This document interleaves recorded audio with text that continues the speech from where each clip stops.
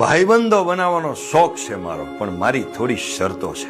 Number 1, તમે મને સત્ય કહી શકવા જોઈએ અને મારું સત્ય તમે સાંભળી પણ શકવા જોઈએ. અને સત્ય એટલે કહેનારની ચિંતા અને સાંભળનારનું હિત હોય. કહેનારની ભડાસ ફરિયાદ અને સામેવાળાને ત્રાસ આપવો નહીં. નંબર 2, હું મારું 100% આપી દેવા તૈયાર છું. તમે તૈયાર છો? લેવાનો 1% વિચાર નથી, પણ તમે 100% આપવા તૈયાર હોવા જોઈએ. અને તમારી ક્ષમતા ન હોય તો પણ ચાલશે. બસ મારા દુઃખમાં તમારું હૃદય દ્રવી ઉઠે એ મારા માટે 1000% બરાબર છે. નંબર 3, મારા કામ, ક્રોધ, લોભ, મોહ, અભિમાન આપણા સંબંધની આગળ હંમેશા ગૌણ રહેશે. તમે રાખી શકશો?